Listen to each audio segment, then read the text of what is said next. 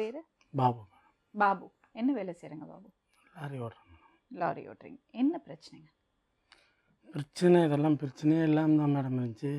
சும்மா தமாஷா பேசுனது வந்து இவங்க அதை சொல்லி சொல்லி அந்த பொண்ணு வச்சிட்ருக்கேன், அந்த பொண்ணு வச்சிட்ருக்கேன். இப்படி என் பொண்ணு இறந்த பிறகு தான் இந்த தப்பான இதுவாக சும்மா விளையாட்டாக தான் பேசினேன். இவங்க சொல்லி எல்லாருக்கிட்டையும் அசிங்கப்படுத்த ஆரம்பித்தாங்க. அதை நான் நேரடியாக பார்த்ததுனால தான் மேடம் கேட்டேன். இருமா ஒரு நாள் குடி போதில் இந்த தப்பு நம்ம செய்யாமலே நம்மளை செய்கிறேன்னு சொன்னாங்களே, அந்த தப்பு செஞ்சா என்னான்னு சொல்லிட்டு நான் செஞ்சது தான். நீங்கள் செஞ்சது கரெக்டா? தப்பு தான் மேடம். ஊரெல்லாம் அசிங்கமாகி போச்சு மேடம். சரி, இப்போ சொன்னது சரிதான் மாதிரி தானே இப்போ பண்ணியிருக்கீங்க. நான் வீட்டுக்கு வருவேன் மேடம், சம்பாதிக்கிறது கொடுக்குறேன். இவங்க என்ன தெரியுமா பண்ணுவாங்க, அவங்ககிட்ட போயிட்டு வந்துட்டேன் சொல்லிட்டு வந்துட்டேன். சின்ன சின்ன விஷயத்துக்கெல்லாம் சண்டை போட்டுனே இருந்தேன். எப்படி மேடம் நிம்மதியாக சாப்பிட முடியும், வீட்டில் இருக்க முடியும்? நான் 1 வருஷம் அது செப்டி டேங்க் வண்டி ஓடுறேன். பொழுதுக்கும் அந்த கப்பில் வேலை செஞ்சுட்டு வரேன். நிம்மதியாக வச்சே தானே நான் நிம்மதியாக வீட்டில் இருக்க முடியும். தேவையில்லாத கேள்வி. அக்கா பேச்சு கேட்டுன்னு எங்கள் அத்தை ஒன்று இருக்கேன், எங்கள் அப்பா கூட பிறந்தது. அதை பேச்சு கேட்டுன்னு நீங்கள் உன் இஷ்டத்துக்கு ஆடின்னு இருக்கிறேன். யாரோட பேச்சு கேட்டு நடந்துக்கிறாங்க? எங்கள் அண்ணியோட பேச்சையும் எங்கள் அத்தையோட பேச்சு தான்.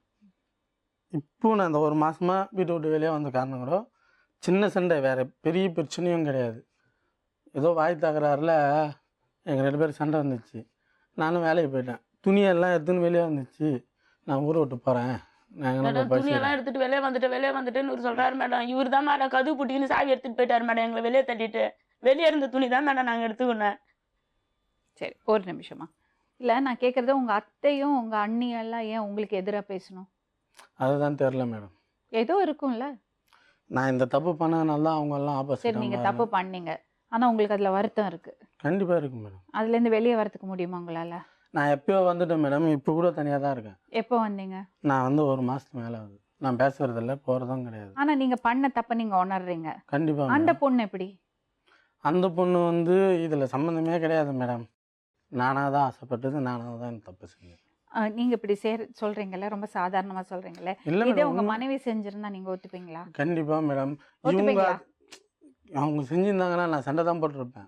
இவங்க வந்து அசிங்கம் பண்ணிட்டாங்க மேடம். இன்னைக்கு என் ஊரில் கூட அசிங்கம் நான் பண்ணி காலே வைக்க முடியல. சரி, அசிங்கம் பண்ணுறதுன்னா அதுலேருந்து விலகல வேணும். ஒரு நாள் இல்லை, சரி அதை விட்டுட்டு நம்மனே வீட்டுக்கு வந்தால் கூட நான் செப்டி டேங்கில் இறங்கி வேலை செய்கிறேன். எனக்காவது குடிச்சிட்டு வருவேன் வீட்டுக்கு. உனக்கு சாப்பாடுலேருந்து எல்லாத்தையுமே வாங்கிட்டு வந்து போடுறேன். வேறு என்ன மேடம் பிரச்சனை உனக்கு? தேவையில்லாமல் போன நீங்க கதையை உள்ள திரும்பி- இறங்கி வேலை செய்யணுமா? ஆமாம் மேடம். உங்களுக்கு அதுக்கான ப்ராப்பர் கியர் எல்லாம் கொடுக்க மாட்டாங்களா? இல்லை உள்ள மேடம், இறங்கும்போது- அதால் வந்து நோயோ எதுவுமே கிடையாது. ஏன் கிடையாது மேடம். இல்ல அங்க உங்களுக்கு அதுக்கான ப்ரொடெக்ஷன் கொடுக்க மாட்டாங்களா? நம்ம வச்சு வேலை செய்கிறதே ஏர் கம்ப்ரெஷர் மேடம். ம். சுத்தமாக க்ளீன் ஆக்கிடும். போட்டு சுத்தமாக டேங்க் க்ளீன் இல்ல பண்ணி நீங்க உள்ள இறங்குறேன்னு சொல்றீங்க. இறங்கும் மேடம். 2-3 வாட்டி இறங்குவேன். ம். அதெல்லாம் அது வந்து கெமிக்கலோ எதுவோ கிடையாது. ம். இல்ல உங்களுக்கு மாஸ்க் எல்லாம் கொடுக்க மாட்டாங்க. இல்லை மேடம். ஏன் கொடுக்கறது இல்ல? நாங்கள் இது நகராட்சியில் ஊசி தருவாங்க, அதை போட்டுப்போம். இதுக்கு மேல என்ன சொல்ல போற?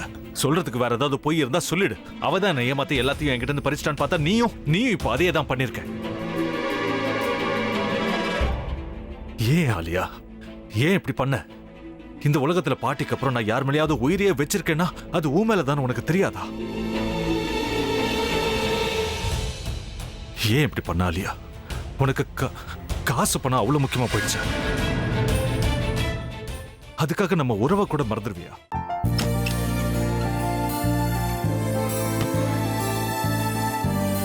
சக்தி ஒரு நிமிஷம்.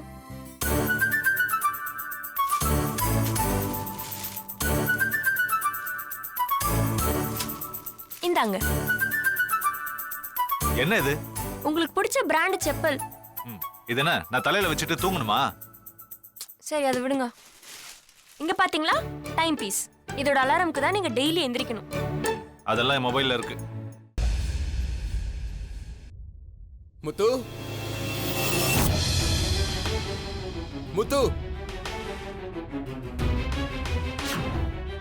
என்னடி இவன் முத்துன்னு ஒருத்தைய உருவாக்கி விட்டான். செல்வியை மறப்பான்னு பார்த்தா எப்ப பார்த்தாலும் முத்து முத்துன்னு கூப்பிட்டு இருக்கான். முத்துவ கூப்பிட மட்டுமா செய்யறான், முத்துவ வச்சு என்னென்னமோ செய்யறான். நாம தான் இளிச்சவாய் மாதிரி வேடிக்கை பார்த்துட்டு இருக்கோம். என்ன முறைச்சு என்ன பிரயோஜனமாயா? உனக்கு வேற குரல் போயிடுச்சு. அடுத்து அவ செல்வியை கூப்பிட்டானா என்ன பண்ண போற? உன்னுடைய விருப்பப்படியே நீ ராமநாத வீட்டு மருமகளா வாழப் போற. கண்டிப்பா என்னுடைய ஸ்தானத்திலிருந்து அவன் உன்னை நல்லா பார்த்துக்குவான் அம்மா. டேய், அவரை பத்தி தான் உனக்கு தெரியும்ல. அவர் எந்த முடிவு எடுத்தாலும் அதான் ஃபைனல்.